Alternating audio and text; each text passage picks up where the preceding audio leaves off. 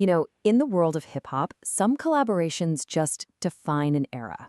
But what happens when a relationship that starts with a fan idolizing his hero just completely spirals out of control?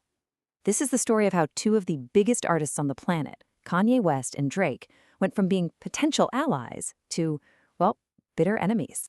So let's get right into it because you have to ask, how did this all go so wrong? We're going to walk through the entire timeline from the very beginning to all the public drama that has kept us all watching and honestly pretty confused for more than 10 years now.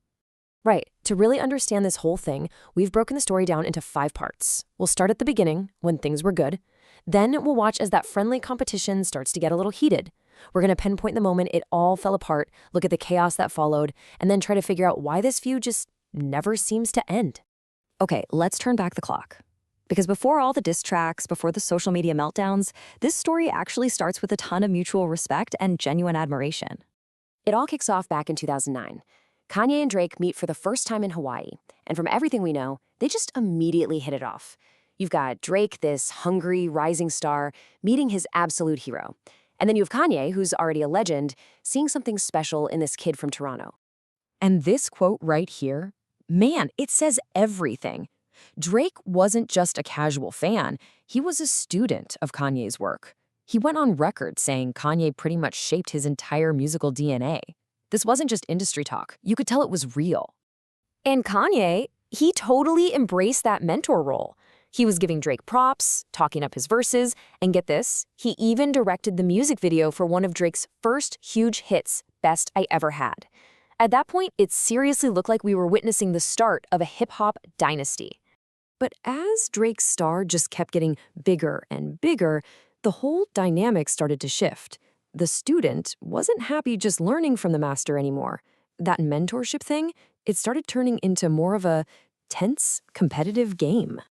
And what's wild is how early this happened. We're talking 2011, and Drake is already putting this out there for the world to hear. It's not really a diss, but it's a direct challenge. He's saying, I'm not aiming to be your equal, I'm coming for your spot.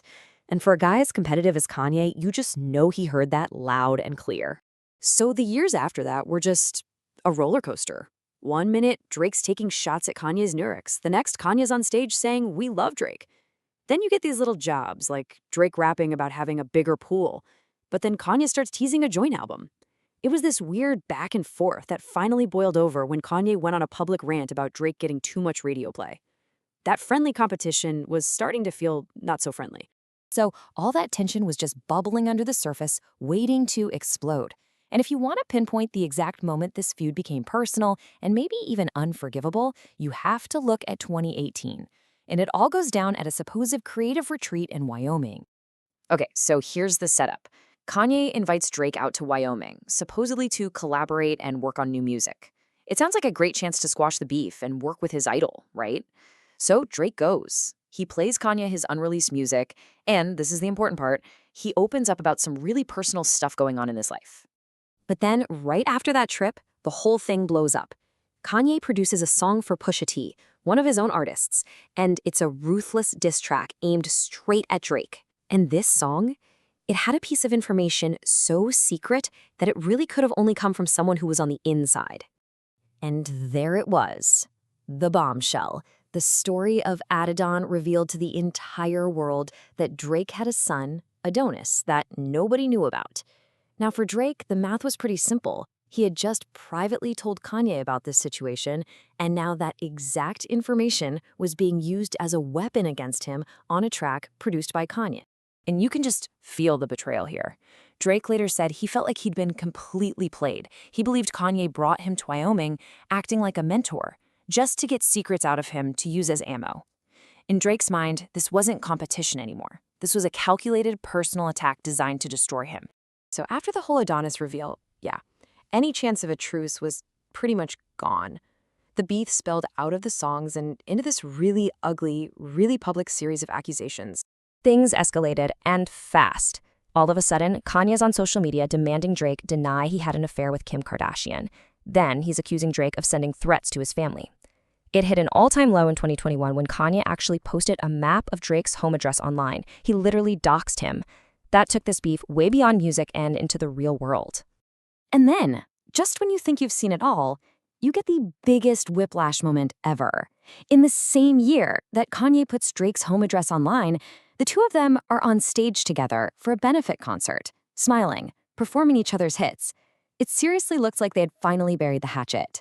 But it didn't last. Which brings us to where we are now. Because even after that big public reunion, the cycle just started all over again. Subliminal disses, song samples, public statements. It all proves that this rivalry is still very, very much alive. Yeah, that truce was pretty short-lived. By 2023, Drake is poking the bear again, sampling Kim Kardashian talking about her divorce from Kanye. Then he drops a track basically saying Kanye's peace offerings were fake. And then things got even messier with those rumors about Kim and Drake in Italy. But the final nail in the coffin? When Drake got into that huge beef with Kendrick Lamar, Kanye chimed in, took Kendrick's side, and said his old rival was finished. So yeah, the feud was officially back on. So, that leaves us with the big question. What are we even watching here? Is this just two incredibly competitive artists fighting for the #1 spot?